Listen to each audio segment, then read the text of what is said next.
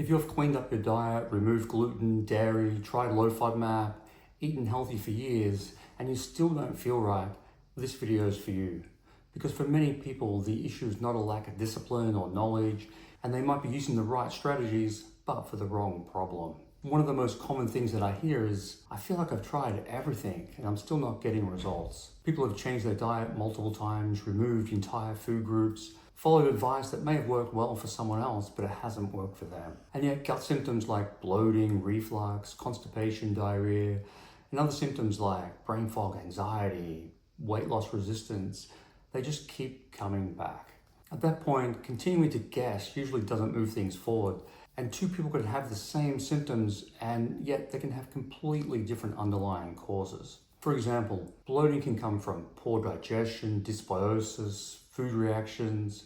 Diarrhea can come from inflammation, bile issues, or an imbalance in your microbial bacteria. Constipation can come from poor motility, low fiber diets, the nervous system being dysregulated. And treating all of these the same way rarely works. That's why generic diet advice can have mixed results. Doesn't mean you shouldn't try these good quality diets first, but if you've tried many different diets before and now got results, let me know in the comments below. And diet changes can absolutely reduce symptoms for many people, and doing that is not a bad place to start. But long-term restriction without underlying the cause can narrow down the food intolerances more, and people can start eating less and less foods. This becomes more stressful and people can feel better in the short term but worse in the long term. And this is where testing can be helpful. Good functional gut testing can help answer questions like, are you actually digesting and absorbing food properly? Do you have high levels of inflammation? Is the microbiome balanced?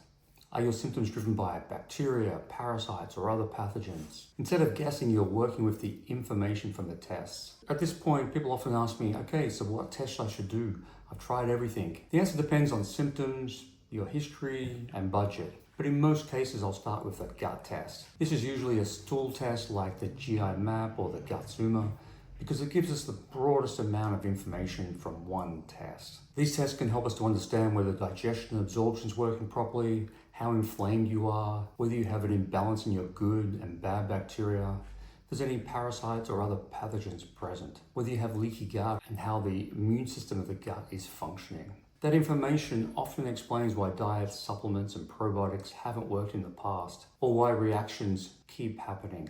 These tests go into a lot more detail than the standard stool tests that regular doctors might run. So if you've had a basic test just looking at a few pathogens, that's nothing like the GI map or the gut zoomer. I would do these types of tests before doing tests like food sensitivity tests, which aren't that accurate. If you do want to find out more information about how you react to foods, I would recommend something like the wheat zoomer, dairy zoomer, egg zoomer. These are much more detailed than food sensitivity tests. They can help to understand whether you need to avoid a food, minimize, or even just cut out temporarily, or if you're totally fine. And this can be incredibly useful if you've been restricting your diet, potentially for no reason for many years. So this is not just about doing tests for the sake of it. There's no point testing unless it's going to help us with a treatment plan. And if you haven't tried simple dietary changes first before to fix your gut health, that's often a good place to start. I'll leave links in the description to the GI map, gut zoomer, and the other tests that I recommend. And if you want to find out more information about these tests, watch this video next where I compare the GI map with the gut zoomer tests.